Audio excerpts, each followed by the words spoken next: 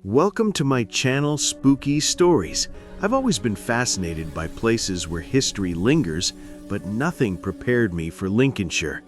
Walking through its centuries-old halls, cathedrals, and castle grounds, I could feel the weight of lives long gone.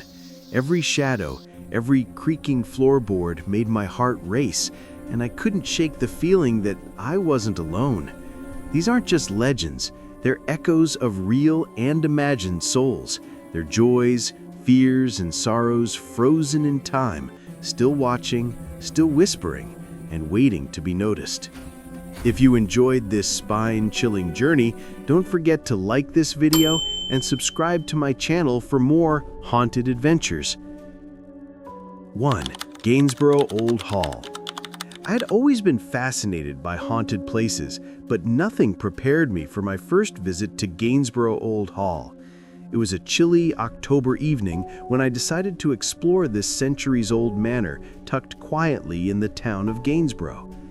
The air smelled faintly of damp wood and old stone, and as I walked through the massive wooden doors, I immediately felt a strange mix of excitement and unease.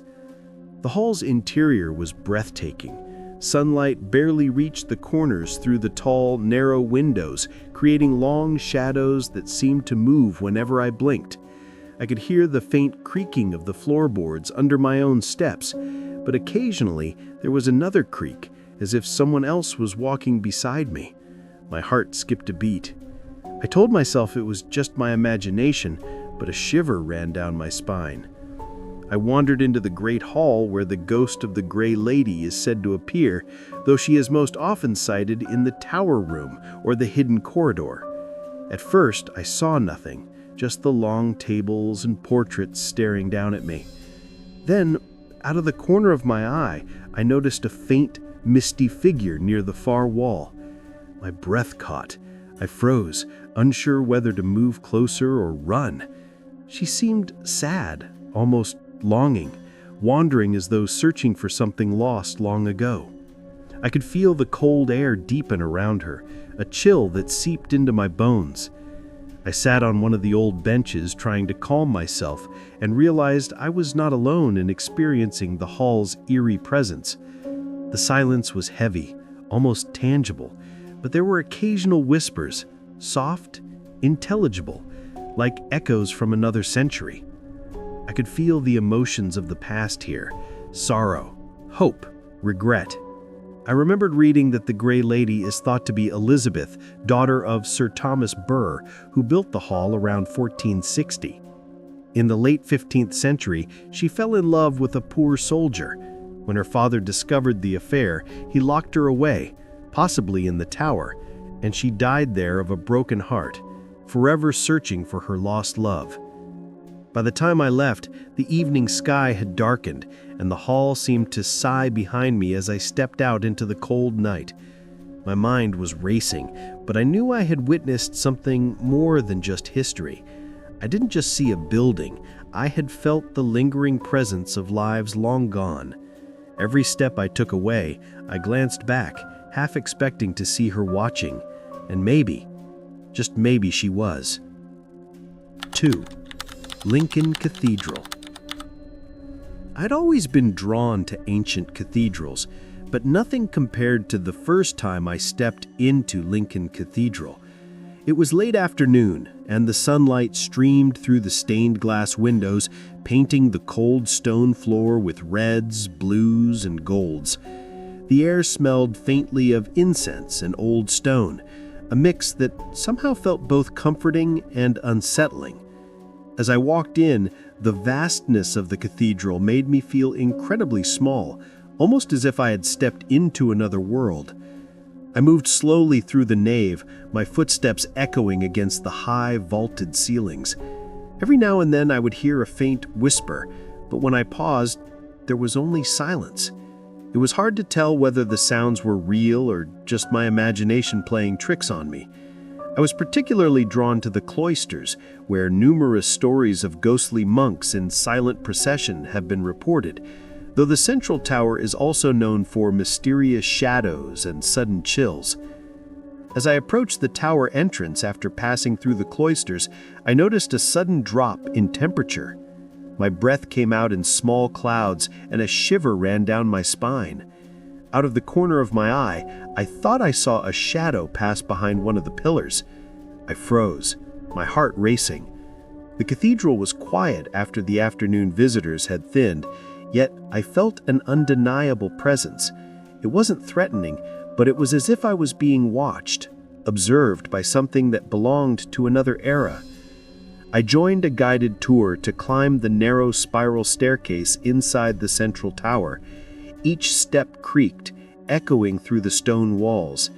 At the top, I looked out over the cathedral's interior, and for a moment I felt a strange connection to the canons and pilgrims who had walked these halls since the 12th century. Some of them, I realized, may have never truly left. The stories of chanting monks who appear at night, of cloaked figures gliding silently across the floor, they didn't feel like mere legends anymore. I could almost see them in my mind, performing their daily offices, praying, and moving silently through time. By the time I descended, dusk had begun to settle, and the cathedral seemed even quieter, almost as if it had swallowed the day whole. I left with a strange mixture of awe and unease. I didn't just see the cathedral, I felt the weight of its history, the lingering presence of those long gone, and the whispers of a past that refused to fade. Even now, when I think back, I half expect to hear that faint whisper again, guiding me back into those sacred halls. 3. Lincoln Castle and Victorian Prison. I had heard stories about Lincoln Castle and its Victorian prison long before I ever set foot there, but nothing could prepare me for the eerie atmosphere that greeted me as I entered. It was late afternoon in winter, and the pale sky cast a ghostly light over the castle walls. The massive stone gates loomed above me, and as I joined the guided tour through them, I immediately felt a weight of history pressing down. Every stone seemed to whisper secrets of centuries past. We started on the castle grounds, walking along the battlements where the wind howled like distant cries. The air was cold and damp, carrying echoes that sounded almost like galloping hooves, legends of a spectral horse and rider charging the walls, forever racing to save a condemned friend. I shook my head, telling myself it was just the gusts, but the feeling of being watched clung to me like mist. Drawn onward, our group headed to the Victorian prison, built in 1848 for the brutal, separate system of isolation that broke so many spirits. As we entered the dimly lit atrium and corridors of the prison, the heavy iron bars and wooden doors closed in, amplifying every echo. Steps rang out loudly, yet I swore I heard lighter footsteps trailing mine. Soft, pacing, as if from someone who could never rest. My heart raced. Pausing outside one of the recreated cells, I peered through the bars. Shadows seemed to shift within, though it was empty. But it was the chapel that chilled me the most. Coffin-shaped pews designed to hood prisoners in solitude, forcing repentance without a glance at another soul. Here, visitors report cold breezes and an unseen presence brushing past, and as I stood among the tiered booths, a sudden gust raised goosebumps on my arms. The guide spoke of a pale female figure, a former inmate who died in despair, her footsteps echoing eternally through the halls, bound by the regrets of a life cut short, perhaps in suicide to escape the noose. Venturing further into the women's wing, the chill intensified, my breath fogging the air amid creaking doors and dripping water. I imagined the women held here, mothers like Lucy Buxton, who drowned her illegitimate baby in grief, their cries etched into the walls, a tangible residue of suffering under the separate regime. By the time we emerged into the open air, dusk had enveloped the castle. I felt relief laced with awe. I hadn't just toured a historic site. I had walked among echoes of isolation and torment, sensed the spirits pacing in the shadows. Even now, recalling Lincoln Castle and its Victorian prison, I hear those footsteps, feel that brush of cold, and know that some stories never end. They linger, waiting to be felt. 4. Thorpe Hall, Louth. I had been fascinated by haunted houses for years, but stepping into Thorpe Hall near Louth was unlike anything I had experienced before.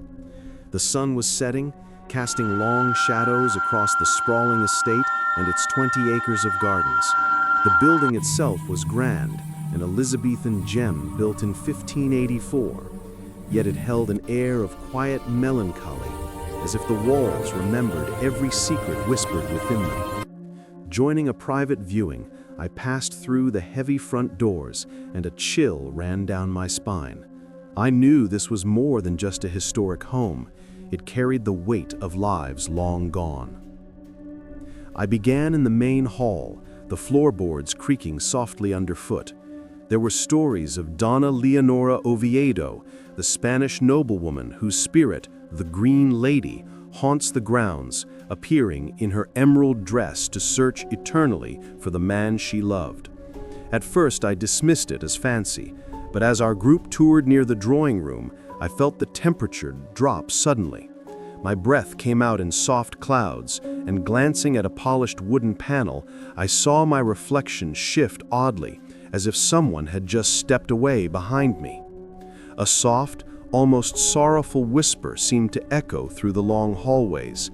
I froze, straining to catch the words, but there was nothing, only the feeling of being observed.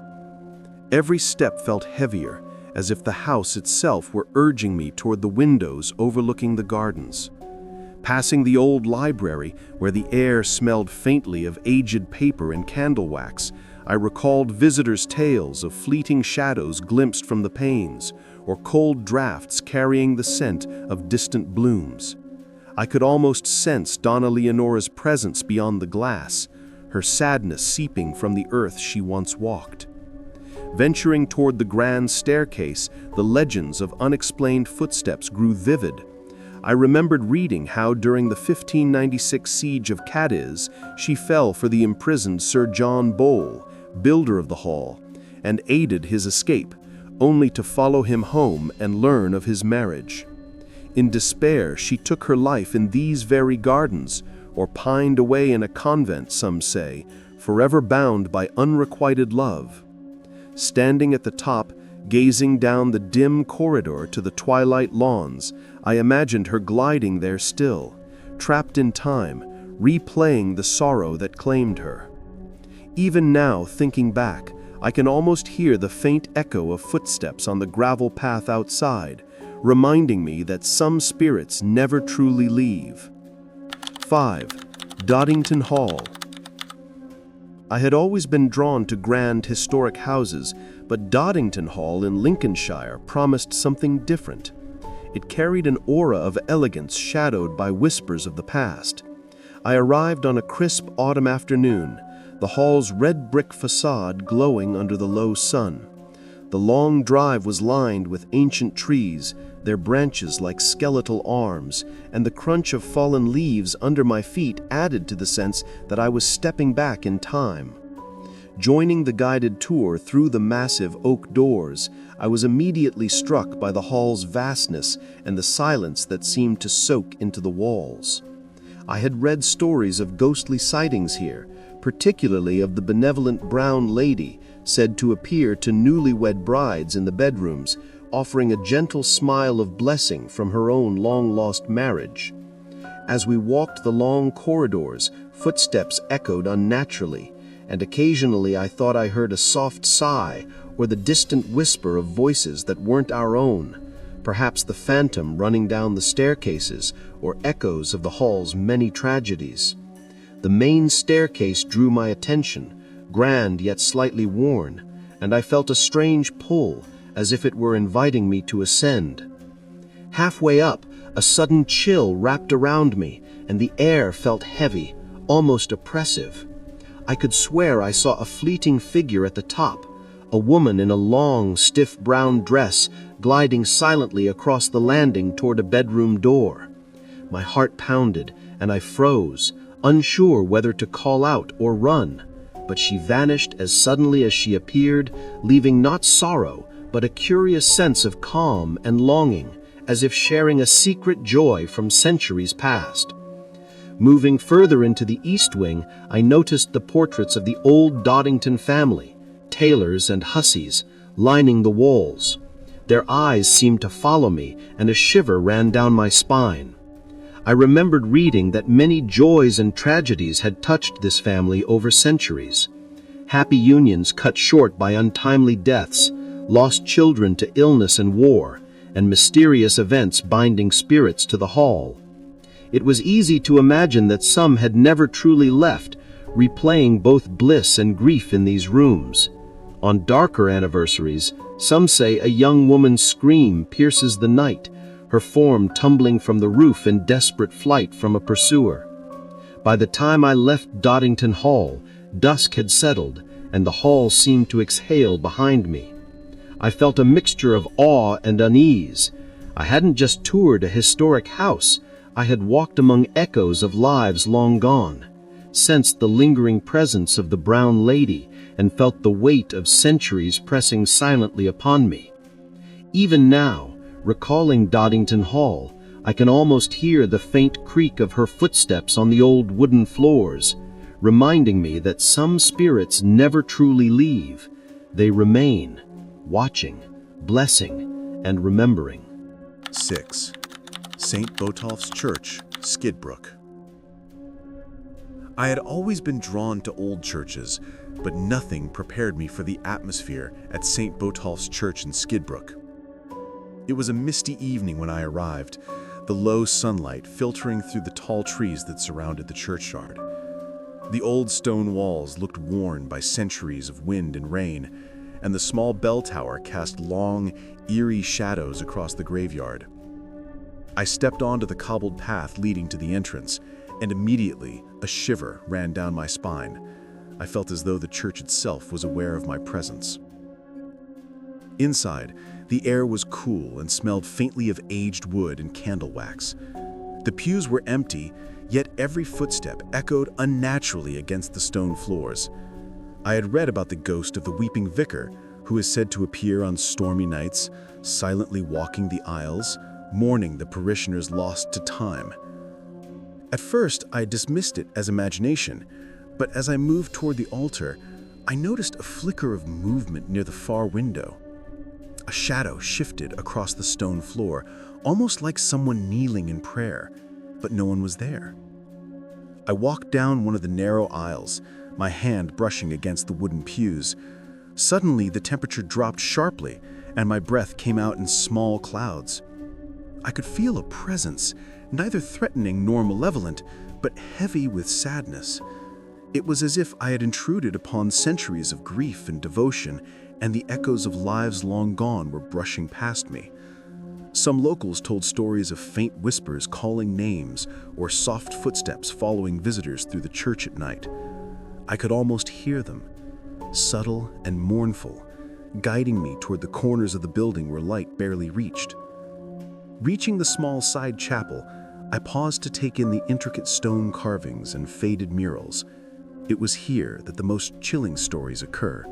The ghostly figure of a woman, draped in flowing garments, silently gliding along the walls, forever mourning a lost love.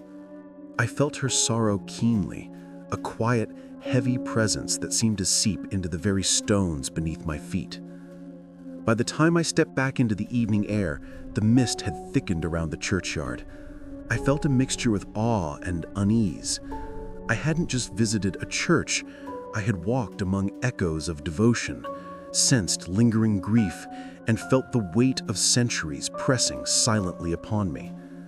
Even now, thinking back to St. Botolph's Church, I can almost hear the faint whisper of footsteps and soft sighs, reminding me that some spirits never truly leave.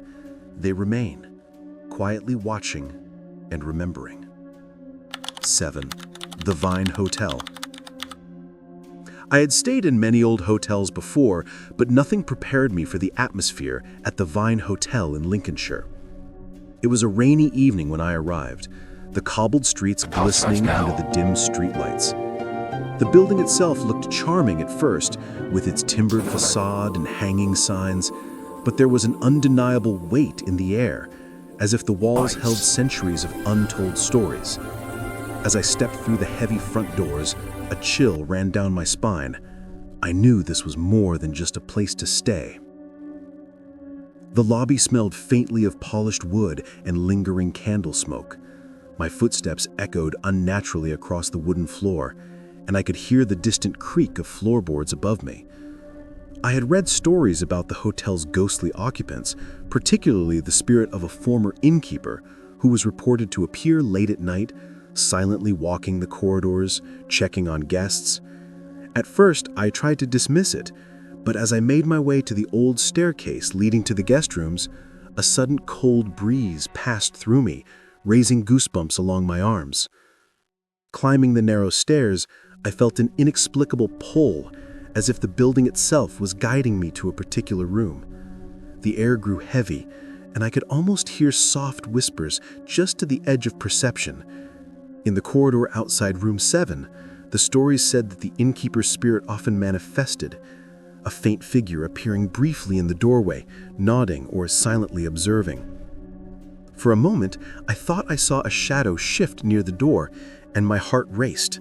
I froze, unsure if I should knock or retreat, but it vanished as quickly as it had appeared, leaving only a lingering feeling of calm and watchfulness. I decided to enter the room, and the atmosphere inside was thick, almost tangible. The furniture was old, the curtains heavy and still, yet I could feel the presence of someone unseen. It wasn't frightening, but I felt as though the innkeeper was ensuring I was safe, a guardian lingering long after life had ended.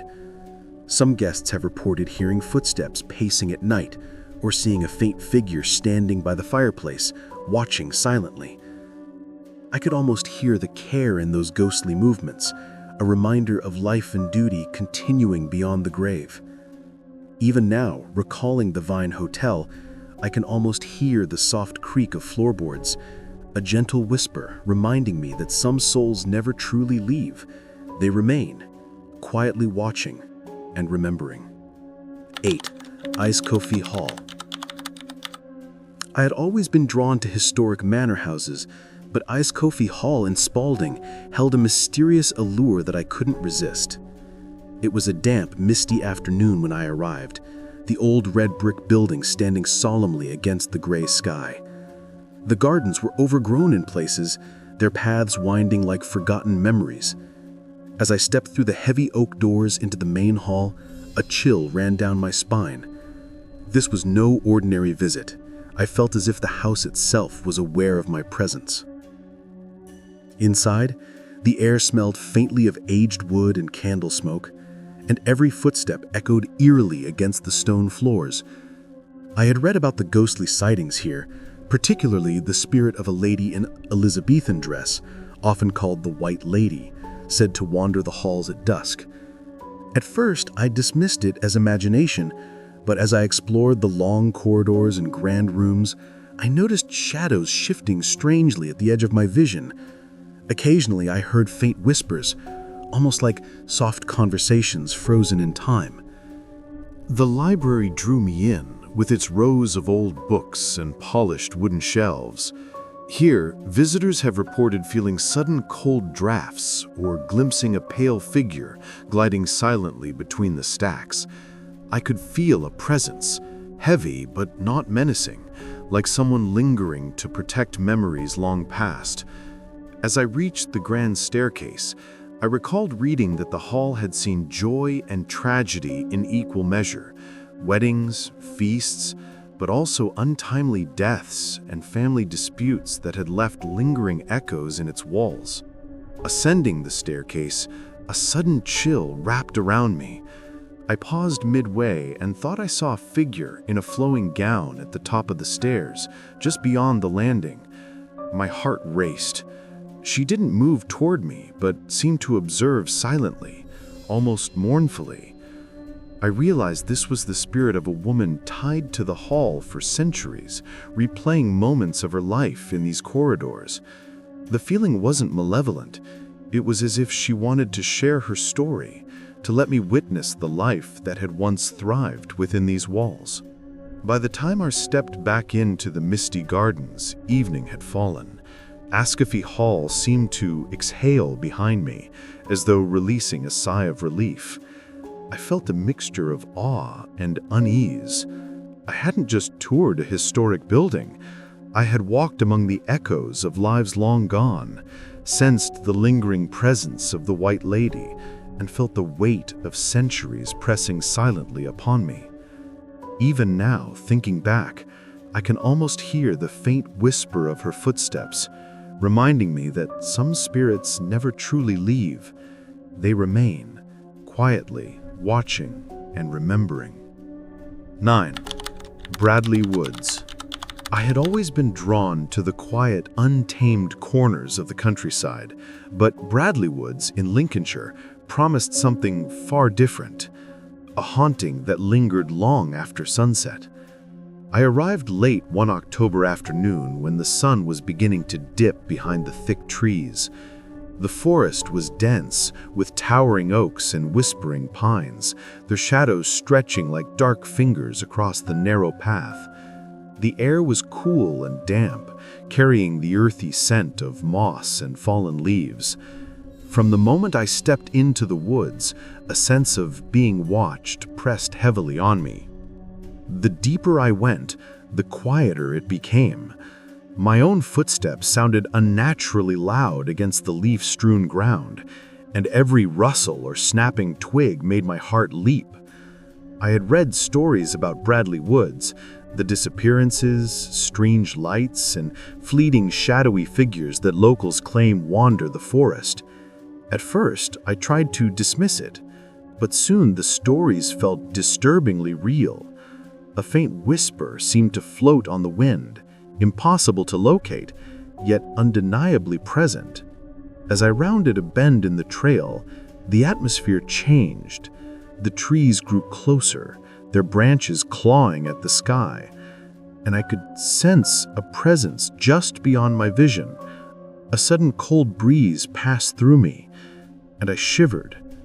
I paused, trying to calm myself, but then I saw it, a flicker of movement at the edge of the path, as if a figure was gliding silently between the trees. My pulse raced. It wasn't threatening, but it was intensely aware, like someone or something was observing my every step. I pressed on, drawn toward a clearing where the story said a young girl had vanished decades ago, her spirit now said to wander the woods, searching endlessly for a way out. The air seemed to thicken, and I could almost hear soft, distant crying carried on the wind. It was heartbreaking, yet mesmerizing, as if the forest itself held memories too heavy to release. Every shadow felt alive, and every whisper seemed like a fragment of a life left behind. By the time I finally exited Bradley Woods, night had fallen, and the forest seemed to sigh behind me. I felt a mixture of awe, relief, and lingering unease. I hadn't just walked through a woodland. I had stepped into echoes of lives lost, felt the lingering presence of the vanished girl, and sensed the forest remembering every sorrow and secret it had witnessed. Even now, thinking back, I can almost hear the faint crunch of footsteps on the leaf-strewn path, reminding me that some spirits never truly leave. They remain, quietly watching, endlessly searching, and eternally waiting. 10. The Green Dragon, Lincoln. I had always been fascinated by old inns, but the Green Dragon in Lincoln promised an experience unlike any other. It was a damp evening when I arrived, the cobbled streets glistening under the glow of street lamps. The pub's timbered facade looked welcoming, but there was an unmistakable weight in the air, as if centuries of stories were etched into every beam and brick. Stepping through the heavy doors, a chill ran down my spine. I sensed that this was a place where the past never truly let go. Inside, the warm scent of ale and polished wood did little to mask the subtle eeriness of the place. The floors creaked underfoot, and every corner seemed to harbor shadows that moved just slightly out of sight. I had read about the Green Dragon's most famous ghost, a former landlord who reportedly roams the upstairs rooms, appearing to late-night visitors or staff. At first, I laughed it off, but as I wandered through the narrow corridors behind the bar, I felt an inexplicable presence, as if unseen eyes were following my every step. The upper floor, where private rooms are located, held the most chilling energy. I climbed the narrow staircase slowly, my hand trailing along the worn banister. A sudden cold draft enveloped me, and I could hear faint whispers, like fragments of conversations from another century. At the end of the corridor, I glimpsed a shadowy figure standing near a closed door, barely distinguishable from the dim lighting. My heart raced, but I felt no immediate threat, only an undeniable awareness, as if the spirit wanted me to notice, to acknowledge its existence. I paused outside one of the guest rooms, recalling stories of previous visitors who felt a presence brushing past them in the night or saw a figure pacing silently above. Some claim the ghost is protective, watching over the pub and its patrons, while others insist it is restless, tied to an unresolved incident in its past. I could almost sense the duality, watchful yet mournful, present yet distant. By the time I descended back to the pub floor, the evening had grown late, and the flickering lamps cast long, shifting shadows. I felt a mixture of awe and unease. I hadn't just visited a pub. I had walked among echoes of lives long gone, sensed the lingering presence of the former landlord, and felt the weight of history pressing quietly upon me. Even now, thinking back to the Green Dragon, I can almost hear the faint creak of the staircase and the soft whisper of unseen footsteps, reminding me that some spirits never truly leave. They remain, quietly watching and silently remembering.